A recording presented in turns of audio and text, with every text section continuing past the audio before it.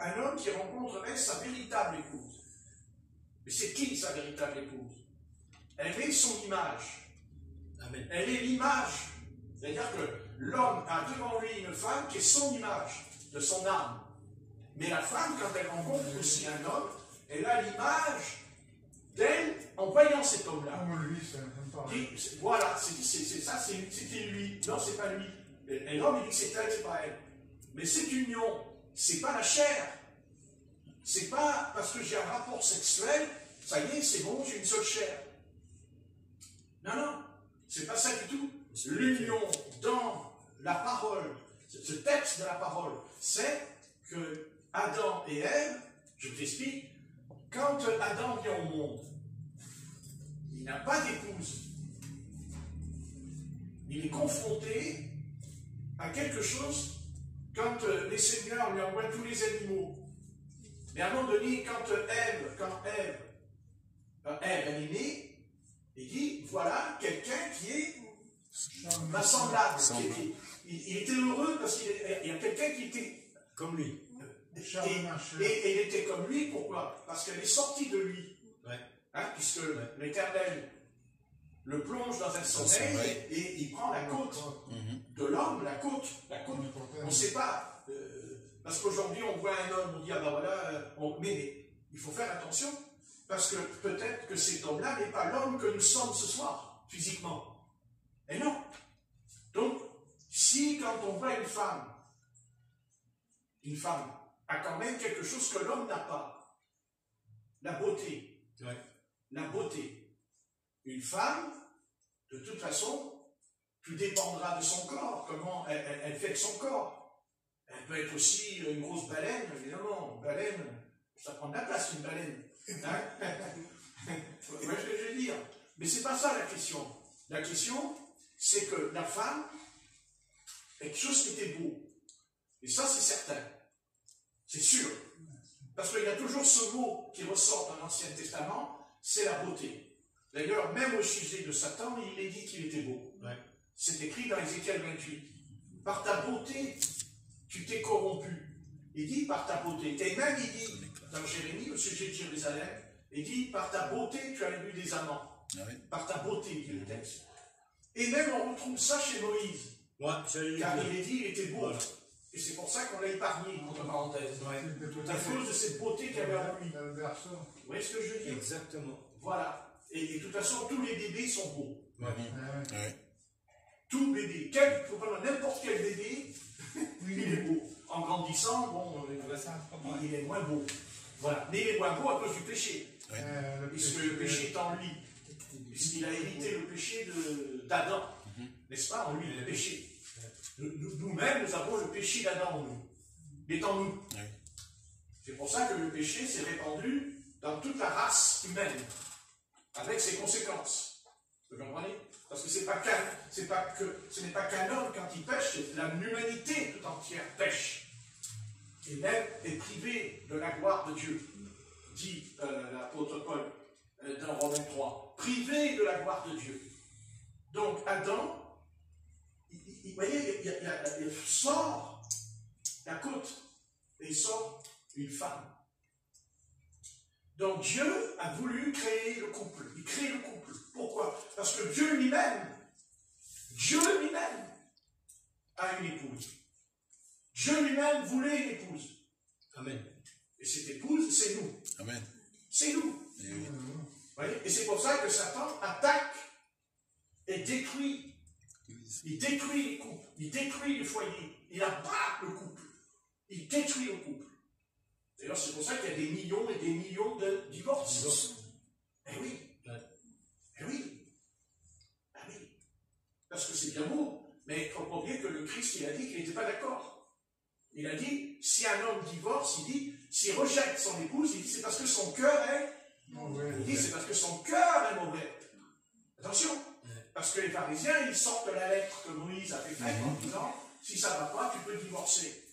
Et encore, attention, pour cause de l'individualité. Attendez, j'ai marqué. À cause de l'individualité, dit la lettre. Mais la question n'est pas là. Maintenant, l'apôtre Paul, il dit aussi après, parce qu'il ne faut pas s'isoler dans un texte. L'apôtre Paul, il dit aussi, attention, il dit, si un couple sont ensemble et qu'il y en a l'un des deux que ça ne va pas, il dit séparez-vous. Mais dans le Seigneur. Il dit dans le Seigneur. Si ça ne va pas vraiment. Car vaut mieux vivre en paix. Mais c'est vrai que Satan, de toute façon, détruit l'union.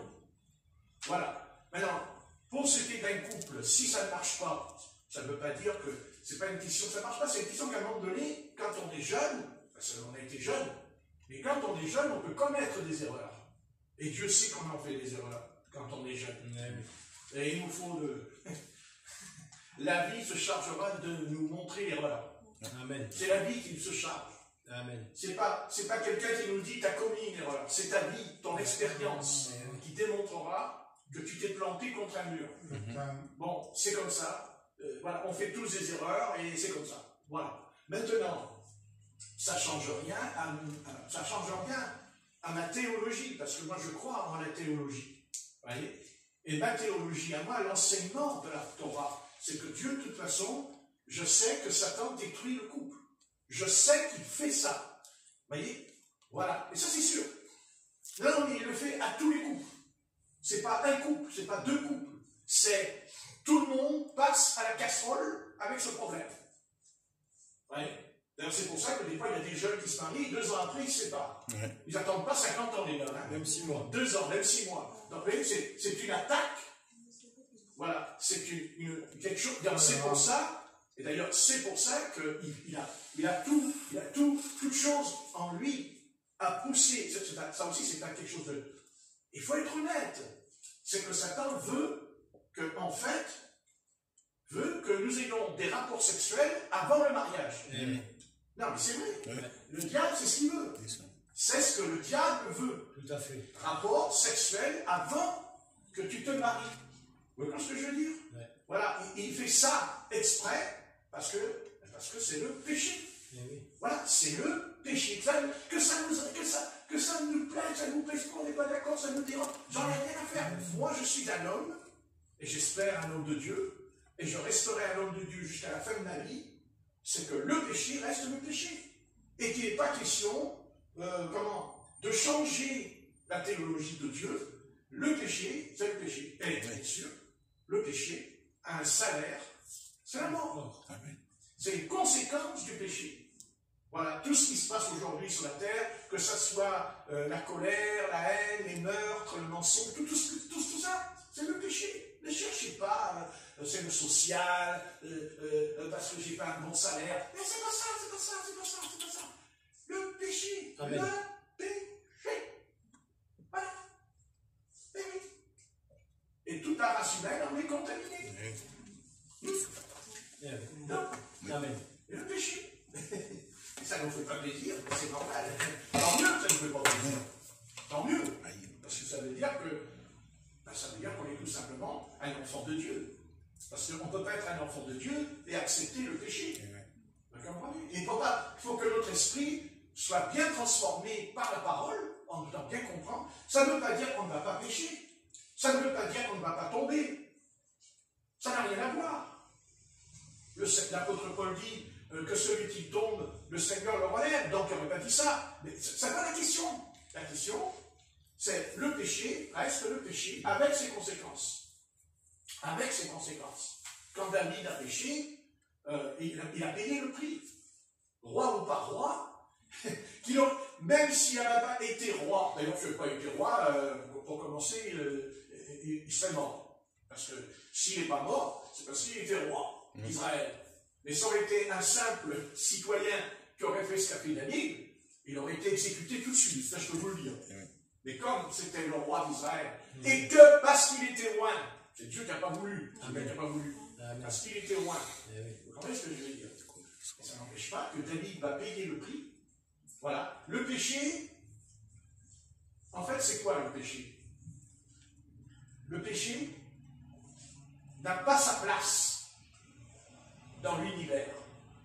Le péché n'a pas sa place dans l'homme. Parce que le péché, c'est une rébellion contre Dieu. C'est un acte contre Dieu. C'est un acte, c'est-à-dire ce n'est plus la foi en Dieu. Vous voyez? C'est le contraire de la foi. Quand on pratique le péché, pratique le péché, on ignore Dieu.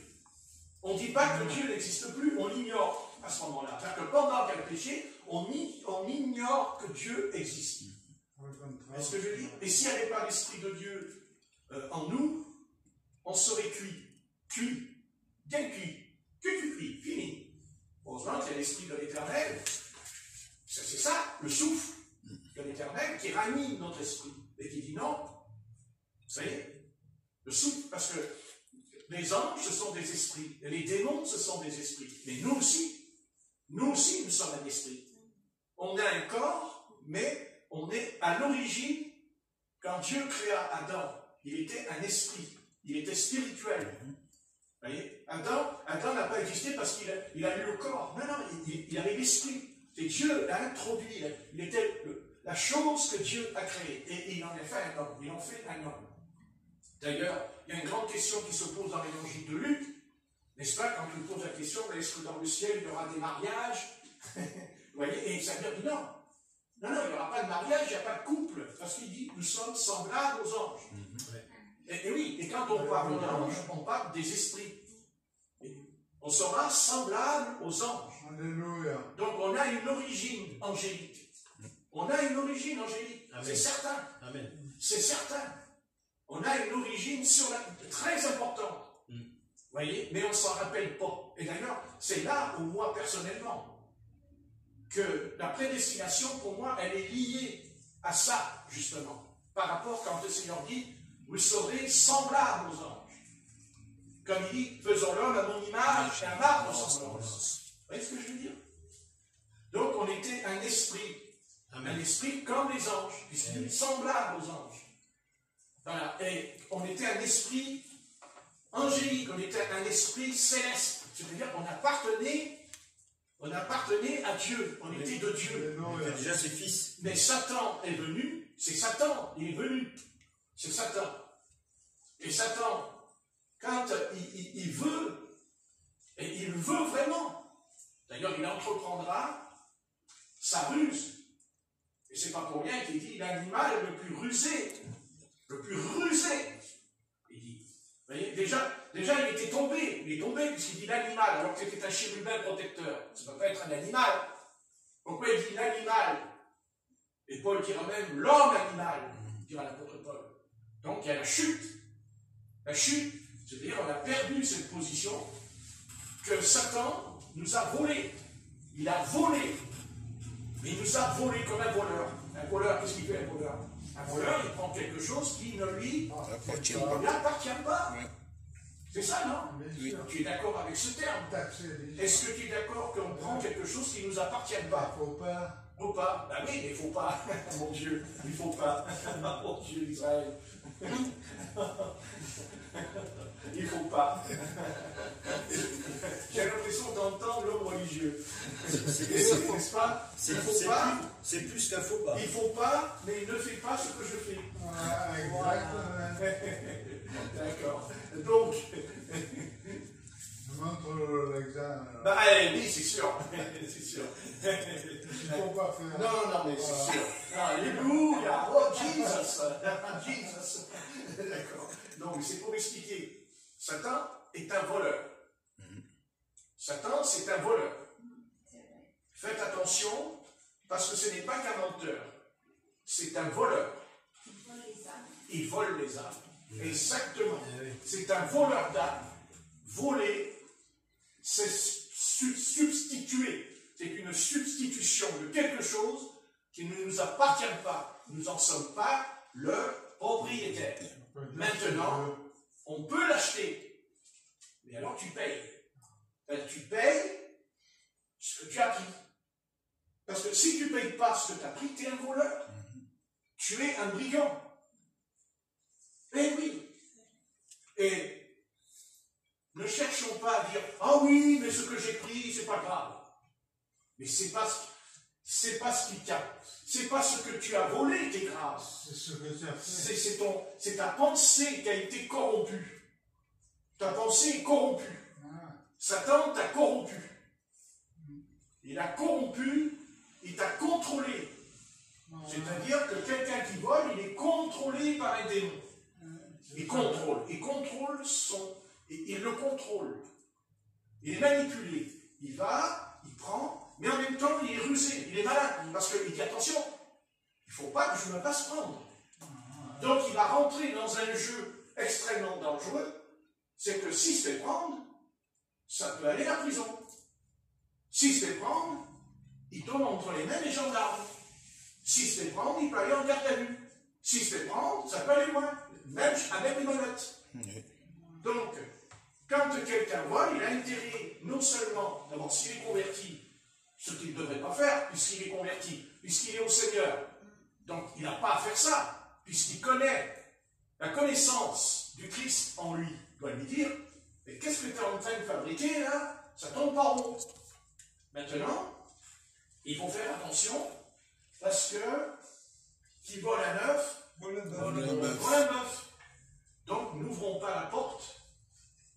N'ouvrons pas la porte, parce que voler, c'est ouvrir la porte à un mauvais esprit. C'est ouvrir la porte à un démon qui peut entrer. Qui peut entrer. Et vous savez,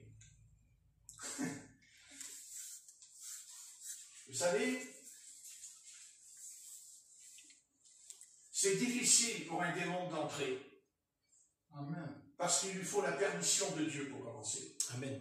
Mais par contre, c'est plus difficile de le faire sortir. Ça, c'est plus compliqué. Parce que sachez qu'un démon cherche une demeure. Ah oui.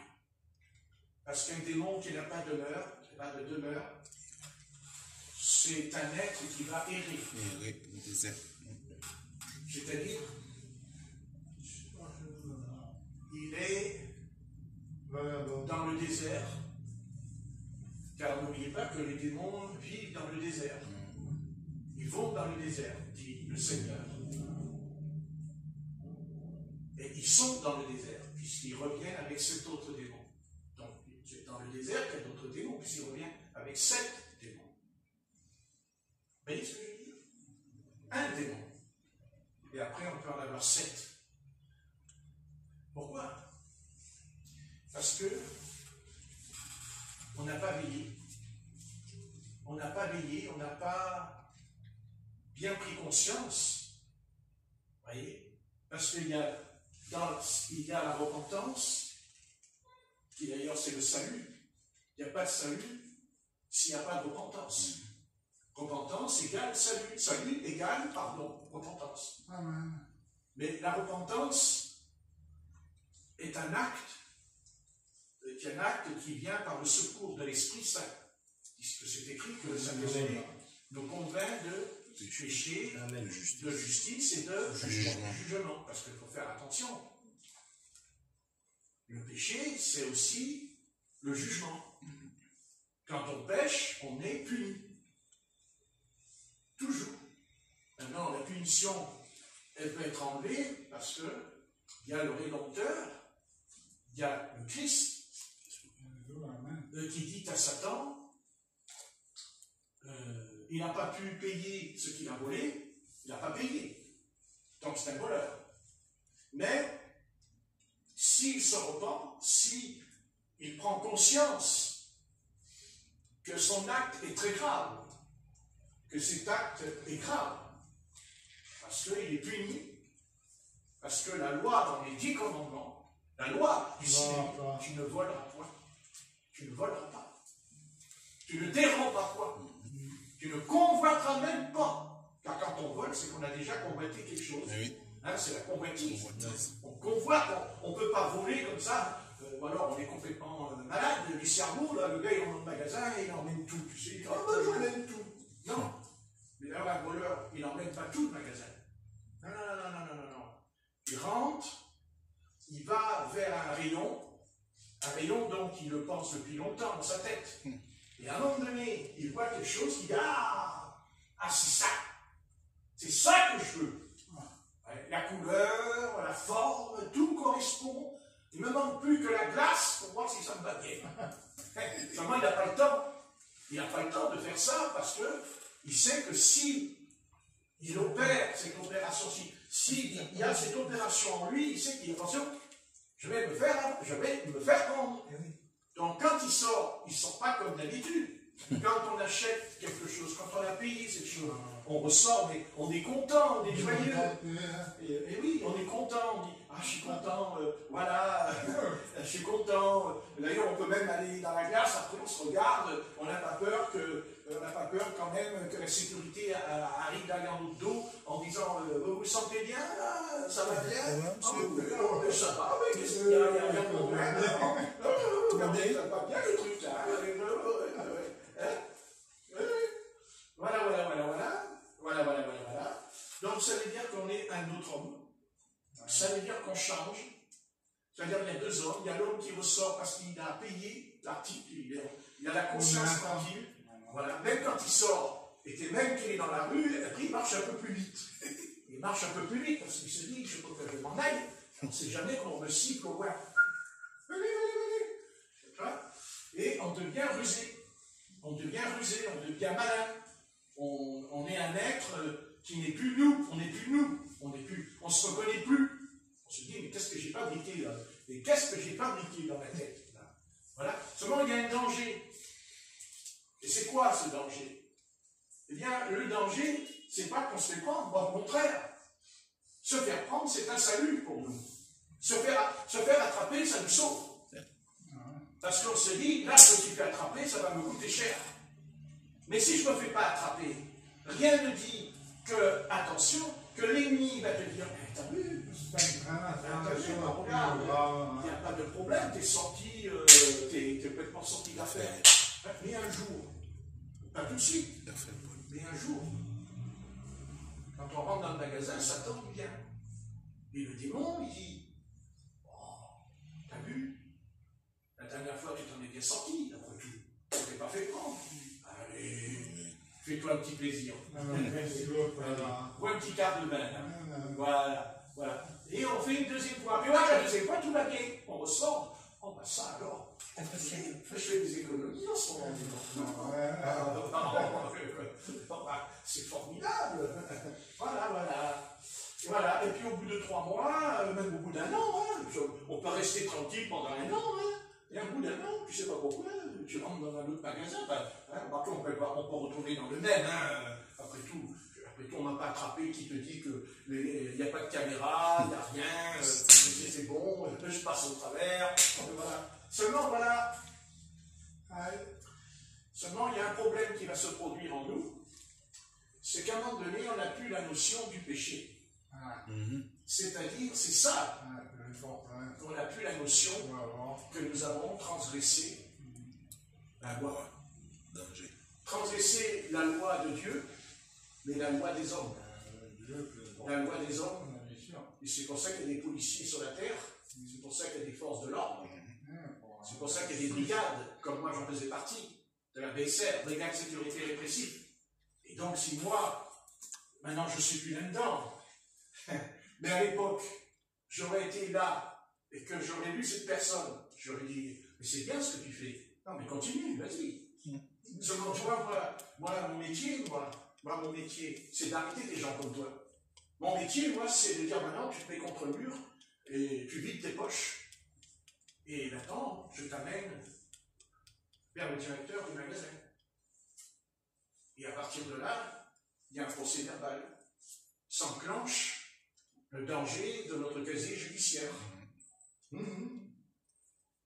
Donc, dans un sens, c'est mieux de se faire prendre. Parce que comme ça, au moins, on a compris. Vous savez, Dieu est amour. Et je pense que quand on fait ça et que Dieu n'a pas permis, c'est son amour. Alléluia, merci Seigneur. Oui, mais merci Seigneur que je ne recommence pas. Bien sûr. Bien sûr. Alléluia. Oui. C'est là que, et oui. Vous voyez, vous savez, les démons, et je sais ce que c'est que les démons, parce que je les ai vus, parce que je les ai chassés. Et j'ai même demandé à Dieu qui arrête en moi de faire ça. C'est moi qui l'ai demandé. Je me rappellerai toujours, j'avais 20 ans. J'habitais à la rue des Bons Enfants. Et j'étais allongé sur le lit et j'ai dit, écoute Seigneur, s'il te plaît, si tu peux arrêter ça sur moi. Parce que là, c'est compliqué. Parce que c'était très compliqué, vous savez, quand vous commencez à prier ou à enseigner, puis que les gens ils tombent par terre, et puis que les démons hurlent dans les corps humains, d'un coup, c'est pas très, non, mais c'est pas très beau à voir. Je veux dire, je préférais voir quelqu'un qui est guéri d'une maladie que de voir un démon et qui ne veut pas s'en aller. Mais vous savez, je sais que le Seigneur nous protège, mais je sais aussi qu'il y a des retours de flamme dans la vie. Des retours de flamme. Et chasser les démons, c'est attaquer les anciennes gloires, les puissances qui étaient des anges, qui sont déchus aujourd'hui. Et c'est des gloires. Et que nous ne sommes que poussière. Et bien on y retournera d'ailleurs. Donc chasser les démons, vous savez, c'est pas du spectacle.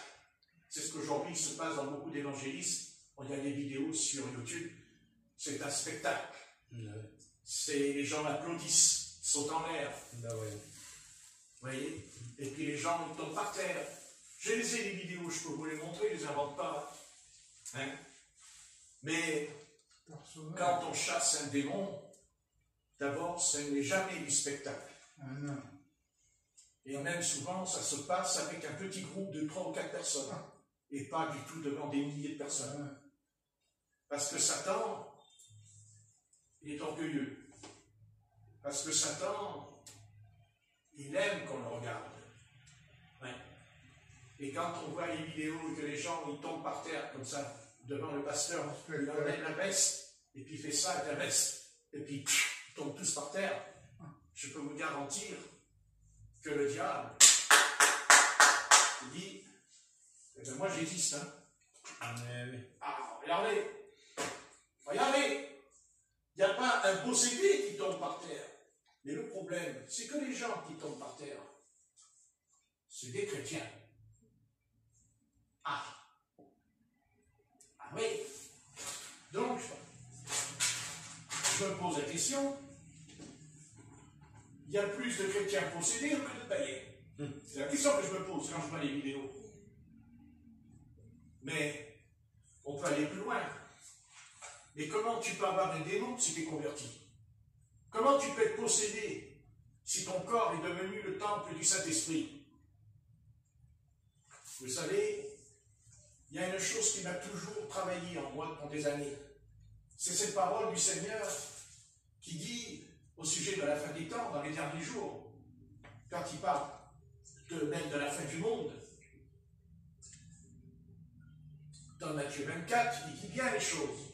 Vous entendrez parler de guerre, de bruit de guerre, de famine. Enfin, vous connaissez le programme que d'ailleurs nous sommes en train de vivre, puisque nous sommes la génération, car il ne faut pas oublier, nous sommes la génération qui vivons la prophétie biblique. Nous. Amen. Pas les autres. Les autres, ils l'ont lu, ils ne l'ont pas vu. Nous, on le vit. Mais on vit autre chose, nous. Quelque chose qui n'a pas eu dans les autres âges.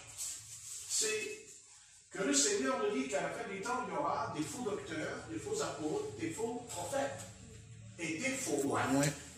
Des faux rois. Il y aura des faux rois. Cette histoire, c'est quoi? C'est quand on parle de la venue de l'Antichrist. Nous pensons que c'est une affaire politique. Mais pas du tout. L'histoire, oui, l'histoire de l'Antichrist, c'est quelque chose qui est lié à des manifestations d'esprit. Par exemple, prenez Matthieu 7. On prend Matthieu 7. Matthieu 7.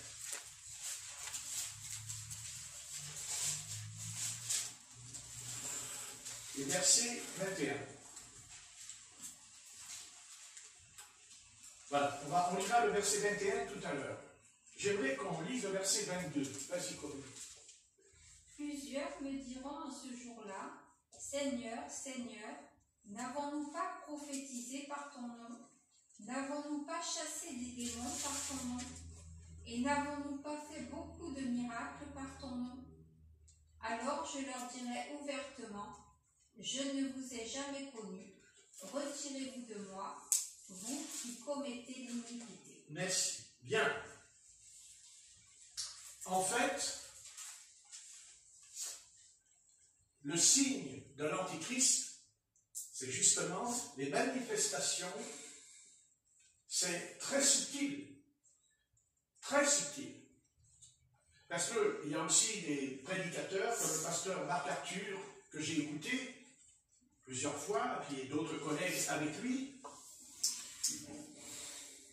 Ils prennent ce passage et ils enseignent, c'est bien, mais il y a quelque chose qui ne va pas en eux. C'est que pour eux, tous les chrétiens qui seraient convertis, mais qui iraient dans le péché, seraient justement confrontés à ce passage où il dit « Je ne vous ai jamais connu ». Seulement, le passage qu'il y a là n'est pas en accord avec ce qu'ils disent. Parce que ici, quand on lit, il est question d'ouvriers, c'est-à-dire de serviteurs de Dieu, qui sont loin et qui chassent les démons, qui guérissent les malades. Vous voyez? Et nous savons, en tant que simples chrétiens, nous ne chassons pas les démons. On ne guérit pas des paralytiques. Ah non, ça, c'est pour un ministère. C'est le ministère des serviteurs de Dieu. Et au sujet de l'Antichrist, il est dit que justement, qu'il va déployer une puissance. C'est l'apôtre Paul qui nous le dit. Il dit, ils ont reçu une puissance d'égarement. Mais c'est quoi cette puissance d'égarement? Ce n'est pas les païens qui sont. Les païens n'ont pas besoin de recevoir une puissance d'égarement. Ils sont déjà égarés. Ils sont dans les ténèbres. Ils sont nés dans les ténèbres.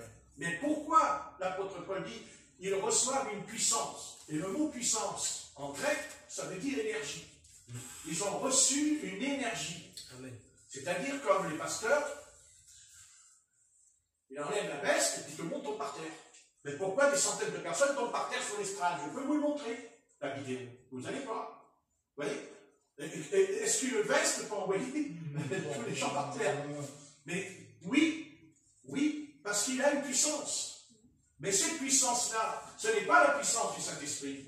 Non, c'est la puissance, c'est une puissance vraiment qui ressemble au Saint-Esprit, qui ressemble à Dieu. Mais ce n'est pas la puissance de Dieu. Pourquoi? Parce qu'il ressort un mot, le mot iniquité. Mais qu'est-ce que c'est que l'iniquité? Alors on pourrait penser que c'est l'adultère, la fornication, comment t'expliquer, l'homosexualité. Non. L'iniquité, c'est lié à un mot, c'est-à-dire l'apostasie. Et qu'est-ce que c'est que l'apostasie? Eh bien, l'apostasie, je vais vous dire ce que c'est que quand on lit Matthieu 7, on va remonter dans Matthieu 7, verset 21, qu'est-ce que dit le Christ? Corinne? Ceux qui me disent, Seigneur, Seigneur, n'entreront pas tous dans le royaume des cieux, mais celui-là seul qui fait la volonté de mon Père qui est dans les cieux. Voilà. Amen. La bonne réponse. Par contre, ce passage, il n'est pas réservé qu'à ceux qui sont des ministres du culte. Ça nous concerne tous. Amen. De faire la volonté de notre Père qui est dans les cieux. Seulement là, quand le Seigneur dit, c'est pas ceux qui me disent Seigneur, Seigneur. Ça veut dire que ces ouvriers d'iniquité diront, Seigneur, n'avons-nous pas chassé les démons? Le Seigneur n'a pas dit que c'est pas vrai. Il n'aura pas dit que c'est faux. Non, pas du tout. Il chasse les démons, il guérit ses malades et tout le bazar. Et on dit, c'est formidable. Oh, il y a un réveil. Oh, regardez la gloire du Seigneur. C'est ce qui se passe. Eh oui. Seulement, voilà, il y a un souci. Même si Dieu me donne le don de guérir les malades, même si Dieu me donne le don de chasser les démons, admettons, il me donne le don. Bon, je dis merci Seigneur. On remarque, Seigneur, le don de chasser les démons, garde-le. parce que chasser les démons, vous ne pouvez pas vous imaginer quel prix il y a à payer après la séance. Parce que vous aurez toujours votre conscience en disant, est-ce que le démon, il est bien parti? Est-ce qu'il est bien sorti? Ouais. Comme une fois, j'ai chassé un démon dans un cuisinier. Un jeune homme qui était apprenti en cuisine. Il est descendu en bas à la conciergerie. À la rue ABDP, c'est pas loin qui est là. Et ce jeune homme, il est rentré, il était apprenti cuisinier. Ses parents, ils étaient millionnaires. Ouais. Et j'ai commencé à prier. Et le démon, il a crié et tout. Et après, il est parti. Il a attrapé le pantalon, comme ça par terre dans tout le monde. Il y avait 4-5 frères qui étaient là. Il a attrapé le pantalon comme ça, dans tout le monde. Et il disait, sauve-moi, sauve-moi. Et j'ai dit, au nom de Jésus, sors! Et puis d'un coup, tout allait bien. Il est sorti, il était soulagé, il avait la paix et tout. Ah ouais? Mais à un moment donné, le démon, vous savez ce qu'il a fait? Il l'a amené devant une voiture qui roulait à 100 à l'heure. Mais d'un coup, le Seigneur a dit, il a empêché qu'il aille sur la voiture. Mais il a tout fait pour foutre la voiture, en sortant. Oui, c'est lourd à porter ça. C'est lourd à porter. Imaginons-nous qu'il aurait été écrasé suite à cette affaire dans la vie. À votre avis, c'est pas lui qui a en psychiatrie, c'est moi qui aurais été en psychiatrie.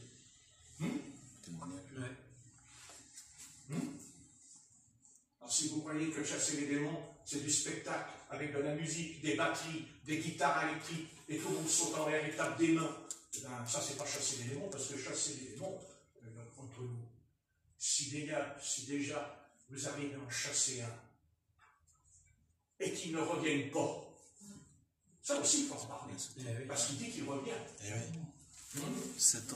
Avec 7 autres.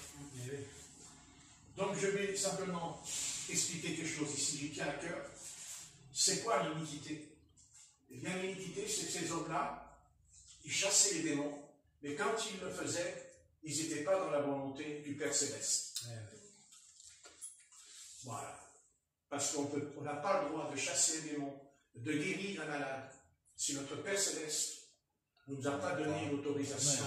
Et si on n'a pas eu une vision avant de le faire. Car Jésus a dit, je ne fais rien de moi-même, et je fais ce que le Père me montre. Et c'est ça l'iniquité, c'est que Satan, c'est Satan, hein, il est rusé. Et pour nous faire tomber, il ne va pas nous envoyer dans l'adultère, il ne va pas nous envoyer dans... Mais non, parce que si on tombe dans le péché, de toute façon, si on est le Seigneur, on se repentira, hein, on dira, Seigneur, j'ai transgressé, j'ai péché, c'est mal, je ne recommence pas, j'arrête, Seigneur, c'est bon, j'ai compris, le péché, ça ne paye pas, c'est le malheur, hein, c'est la ruine. De toute façon, le péché, c'est la ruine. Hein. En fait, aucune idée, le péché, de toute façon, la fin du programme, c'est la mort. On est d'accord? Hein, le salaire du péché, c'est la mort. C'est terminé, on ne va pas discuter. Tu es poussière, tu la poussière. On va dans le trou. D'accord? C'est clair. Non, mais riche ou pauvre, hein? On va rejoindre l'abîme. Abîme. Vous savez, c'est un abîme, puisque les démons ont dit à Jésus, ne nous envoie pas dans l'abîme. Ils l'ont supplié.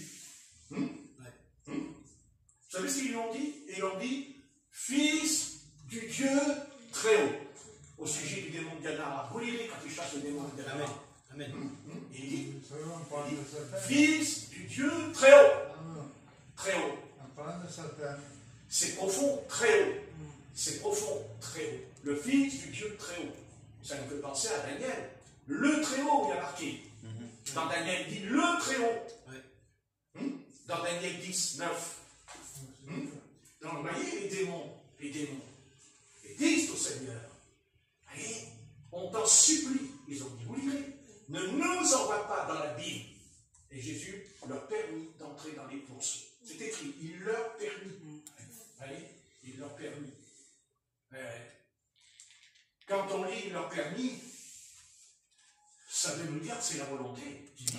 C'est une question de volonté, et non pas de la volonté charnelle de l'homme. Mais le Christ était soumis à son Père Céleste. Amen.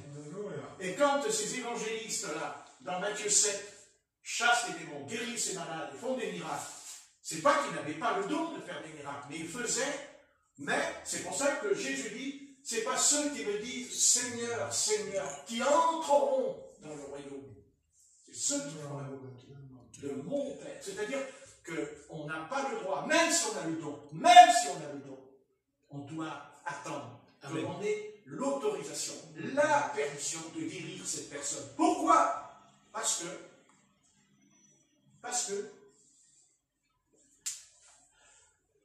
que c'est pas le don qui doit nous contrôler, c'est le Saint-Esprit. Amen. C'est le Saint-Esprit qui doit contrôler. C'est pas le don. C'est pas le don. C'est le Saint-Esprit qui doit contrôler. C'est-à-dire notre Père Céleste qui nous dit, tu peux guérir. C'est moi, c'est mon plan, c'est ma volonté. Pourquoi? Parce que Dieu peut très bien garder quelqu'un de malade. Vous me direz, c'est pas bien ça, c'est pas juste. C'est pas juste, mais il l'a fait avec Job. Il le fait avec Job. Il dit à Satan, je te permets, au sujet de l'ulcère, je te permets, il perd ses enfants, et je permets même à ta femme de te maudire. C'est Dieu. Dieu, c'est ça qu'il faut comprendre. Satan fera ce que Dieu lui dira de faire. Rien de plus, et rien de moins, parce que Dieu est souverain. Alléluia. D'accord? C'est important. Dieu est le souverain. D'accord? Et si on chasse un démon, si on guérit, même qu'on a le don, et qu'on le fait, et que ce n'est pas la volonté de Dieu de faire ça, pour cette âme-là, ça peut être la volonté de Dieu pour quelqu'un d'autre, mais ce n'est pas systématique. Amen. C'est pas comme ça que ça se passe. Non. Et c'est ça l'iniquité.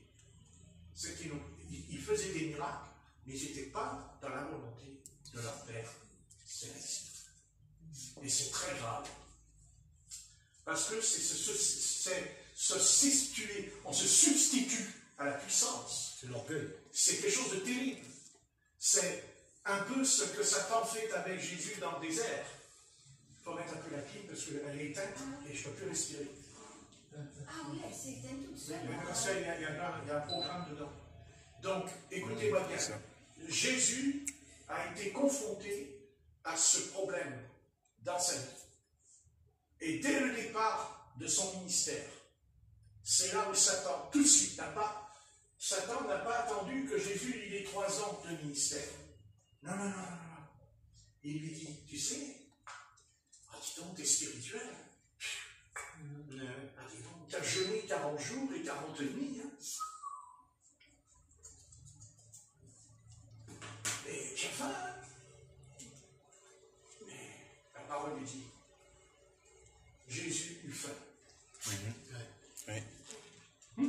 Amen. Mais Satan lui dit, t'en veux les cailloux là par terre? T'as vu les cailloux là? Oh, qu'est-ce que t'as fait? Il n'y a pas de magasin dans le désert pour acheter du pain. Mais toi, vas-y. Si tu es le Fils, si, vas-y.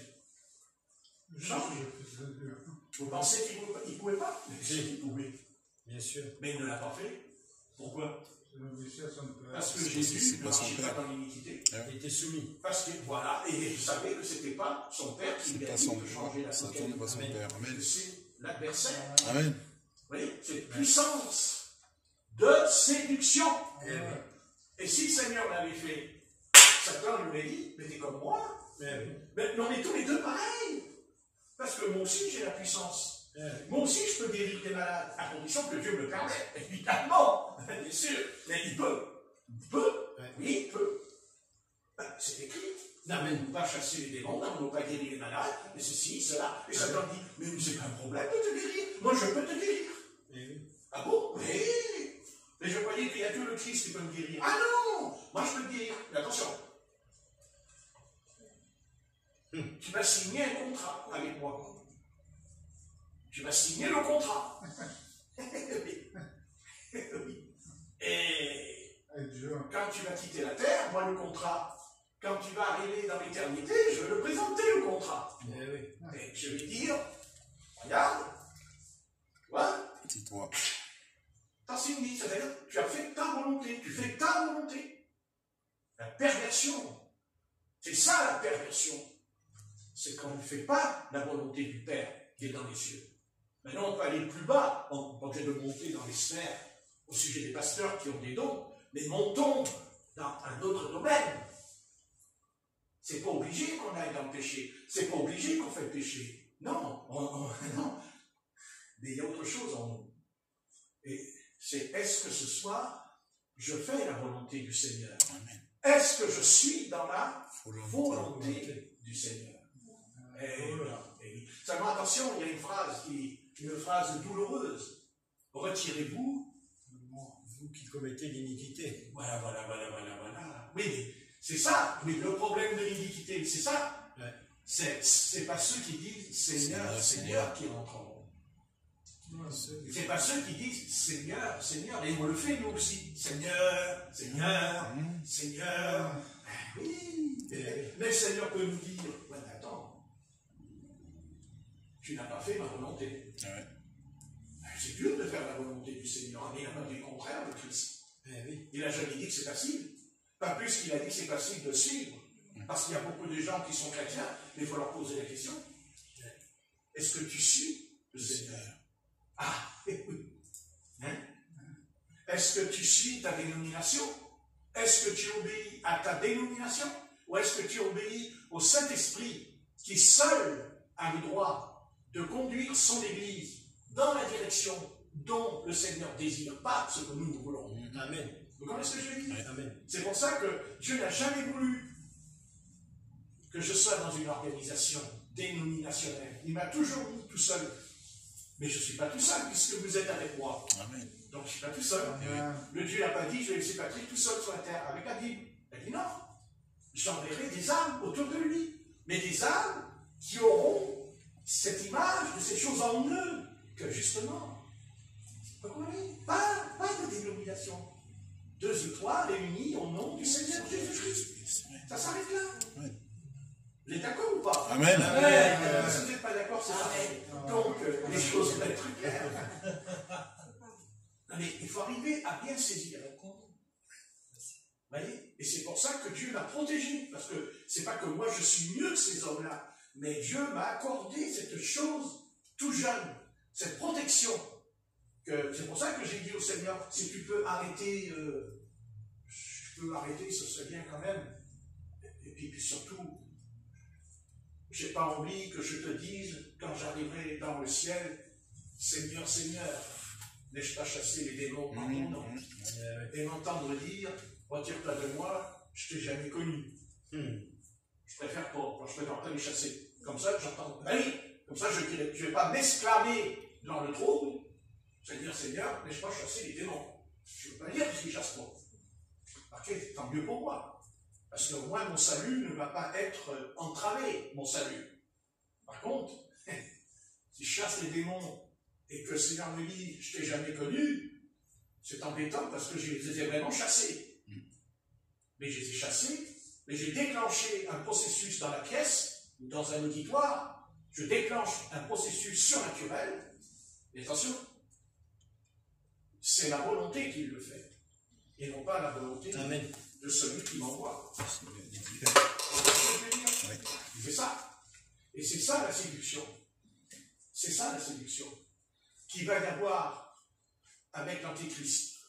C'est que l'Antéchrist, c'est quand il va venir. Il ne faut pas l'oublier, il va faire des prodiges et des miracles.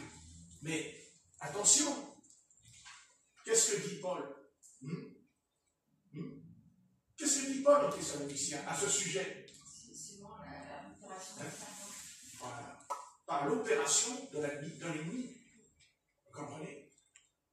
Et la séduction, c'est que le Seigneur n'enverra jamais les chrétiens par terre, à moins qu'ils soient possédés.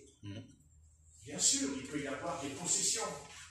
On peut être chrétien, mais vous savez, on peut être chrétien et le démon peut rester en nous sans broncher pendant des années, parce qu'il ne bronche pas. Puisque Jacques dit, nous bronchons tous. Donc un démon peut être en nous, bien sûr, mais il est caché, il est planqué.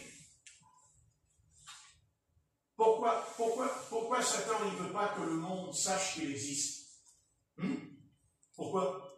Pourquoi Satan fait tout pour que l'Église ne chasse pas les ténèbres? Pourquoi?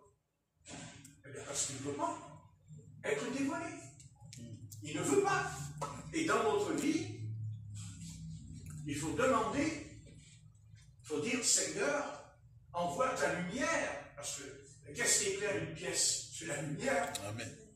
Si vous êtes dans une pièce qui n'a pas de lumière, vous ne voyez pas les meubles, et puis vous allez vous cogner. De toute façon, vous ne les voyez pas. Mais c'est pareil en nous.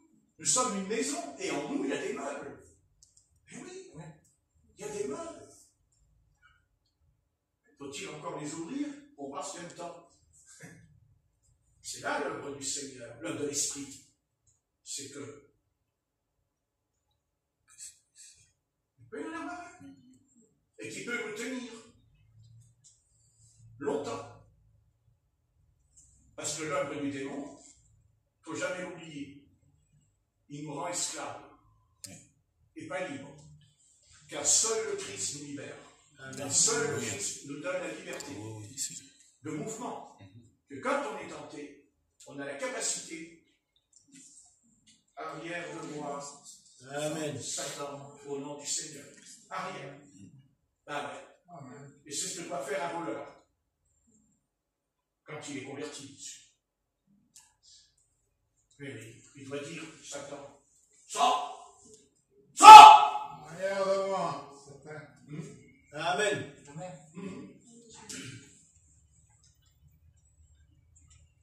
Sors! Je ne suis pas ton ami. Je ne suis pas ton collègue. Je n'ai rien à faire avec toi. Et puis après tout, le voleur, il n'est pas toujours obligé de dire à Satan de sortir, il n'a qu'à sortir lui-même tout seul déjà. Tout ça, il ne sera pas tenté. À votre avis? Oui. Amen. Ouais.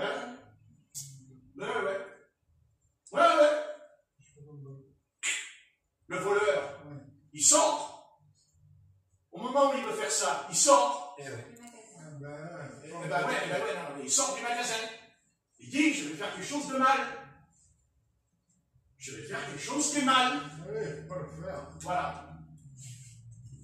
Maintenant, ne le refait plus. Voilà. D'accord? Amen. Parce qu'autrement, ça ne colle pas. Bien sûr. Alléluia.